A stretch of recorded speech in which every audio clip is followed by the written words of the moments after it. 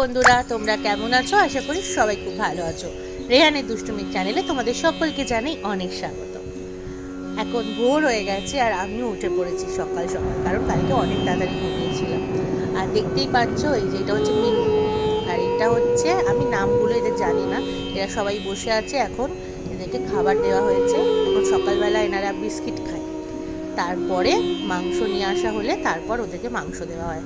আর এখন একটু বেলা হয়ে গেছে, আমি ভিডিওটা একেবারেই করেছি, তো সেটাই দেখাচ্ছি। এখন মাংস খাচ্ছেন মহারাজরা, তো ওনাদের খাওয়া দেখছি আর একটু ভিডিও করলাম। তারপরে ঝমঝমিয়ে বৃষ্টি, এই বৃষ্টিটা ভালো লাগে যখন ঘরে থাকি। আর এখন বাইরে বেরোনো যদি কোনো কাজ থাকতো তাহলে বৃষ্টিটা একদম ভালো লাগতো না, কিন্তু ভালো লাগছিল। বারান্দায় বসে বসে বৃষ্টি দেখছিলাম আর একটু ভিডিও করে নিলাম। আর এই যে মিনির জানো তো কি হয়েছিল? মিনির কিছুদিন আগে ওর পেটের মধ্যে বাচ্চাগুলো মারা গেছিলো, তো তার জন্য ওর ওটি করতে হয়েছিল, খুব কষ্ট পেয়েছিল। তারপর থেকে মিনি মোটামুটি আমাদের বারান্দাতেই থাকে।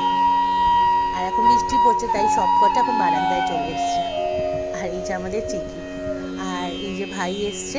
আমার অনেক দিন ধরে ইচ্ছা ছিল তার আমাকে একটু সাজাবো বলতে মায়ের একটু চোখগুলো আঁকবো, তো আমি সাহস পাচ্ছিলাম না সত্যি কথা বলতে। আর এই ভাই ঠাকুর তৈরি করে, তাই এই ভাইকে বলেছিলাম যে তুই একটু এসে মায়ের চোখগুলো একটু এঁকে দিয়ে যাবি।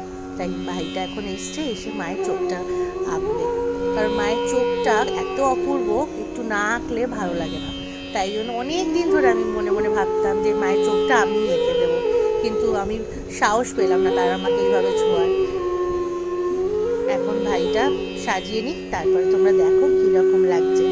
আর আজকে তোমাদেরকে একটা দারুণ গল্প বলবো, সেটা একটু পরে বলছি। তার আগে আমার তারামাকে দেখো, তারামাকে সেজে কেমন লাগছে। আমার তারামা সবসময় সুন্দর, আর আমার তারামা সাজতে খুব ভালোবাসে।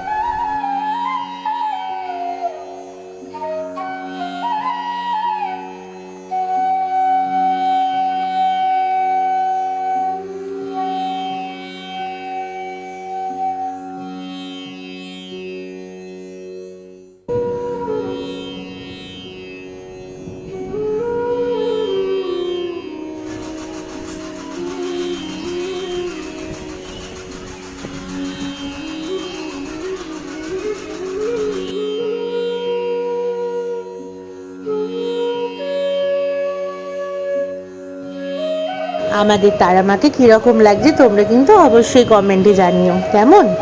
আর এইদিকে ছোট্ট কুটুস খেলা করছে। কুটুসও অনেক ভোরবেলা উঠেছে, কারণ কুটুস কালকে রাতের বেলা তাড়াতাড়ি ঘুমিয়ে পড়েছিল। আর হ্যাঁ বন্ধুরা, তোমাদেরকে একটা কথা বলি, ইউটিউবের কাছে আমার অসংখ্য ধন্যবাদ জানাতে বাধ্য হলাম, কারণ আমি দেখেছি আমি আমার মায়ের বাড়ির ব্লগ ছাড়লে সেটাতে প্রচুর ভিউজ পড়ে। আমার কিন্তু সবচেয়ে হাইস্ট ভিউজ কিন্তু মায়ের বাড়ির ব্লগেই আছে। আর আমার বেশি ভালো লাগলো, প্রতিদিনের ভিডিওর ভিউজের থেকে মায়ের বাড়ির যে ভিডিওটা ছেড়েছিলাম এর আগের ভিডিও ব্লগে, সেটাতে দেখলাম বেশ ভালোই ভিউজ দিয়েছে। তো তার জন্যই ভালো লাগলো, এটা আমার তারামার আশীর্বাদ।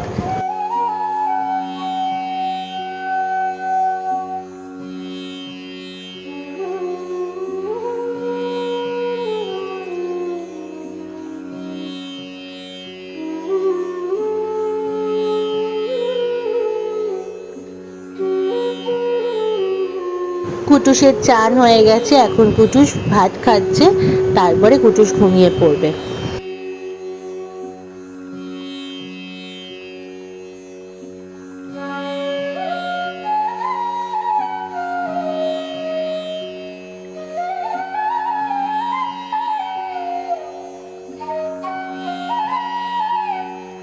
এখন আমরা যাচ্ছি সবাই মিলে মন্দিরে, ওইখানে পুজো হচ্ছে বাবাদের মন্দিরে। তো চলো যাই, তারপরে মাকে দর্শন করাবো, তারপর মায়ের ব্যাপারে একটু ছোট্ট করে তোমাদেরকে গল্প শোনাবো।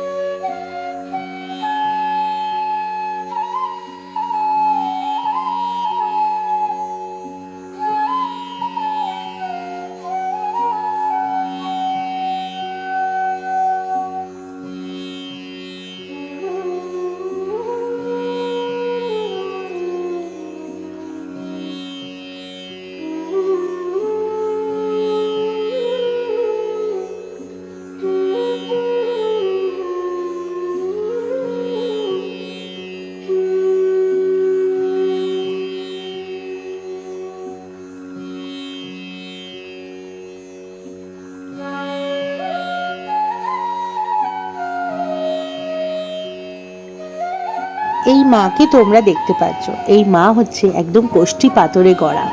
জানি না মা কোথায় ছিল, আমাদের সকলেরই অজানা, কিন্তু গঙ্গাতে এই মাকে কোনো একজন বসিয়ে দিয়ে গিয়েছিল। আর গঙ্গার পাড়ে যারা থাকেন তারা মাকে তুলে রেখেছিল।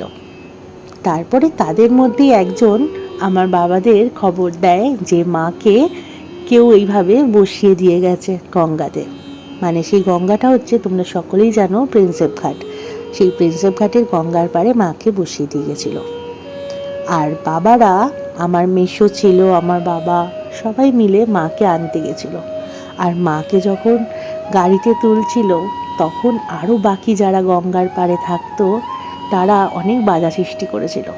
কিন্তু ওই যে বলে না, মা যেটা চায় সেটাই মা পূরণ করে, তাই মা নিজের জায়গা নিজেই তৈরি করে নিয়েছে। আজ থেকে 14 বছর আগে মাকে নিয়ে আসা হয়েছিল। তখন তো এই মন্দির ছিল না, মাকে ক্লাবে রেখেই জল মিষ্টি দিয়ে যতটা পারতো সবাই মিলে সেবা করেছে। তারপর আজ 8 বছর পূর্ণ হলো। প্রতি বছর 18ই জুলাই মায়ের বাৎসরিক পুজো হয়। আর এই মন্দিরের নাম দেওয়া হয়েছে শ্রী শ্রী পদ্মেশ্বরী মন্দির। আর আমাদের মায়ের নাম কি জানো? মা পদ্মেশ্বরী। তোমরা যদি কেউ খেদিরপুরে আসো, মা পদ্মেশ্বরীর কাছে অবশ্যই একবার এসো, তোমাদের সকলের খুব ভালো লাগবে। আর মা কিন্তু সকলের মনের কথা শোনে। তারপর আমরা বাড়ি চলে এসেছিলাম, কারণ কুটুসের খাবার সময় হয়ে গেছিলো। আর কুটুস এখন ভাত খাচ্ছে, আর আমরা এখন ভোগ খাবো সবাই মিলে।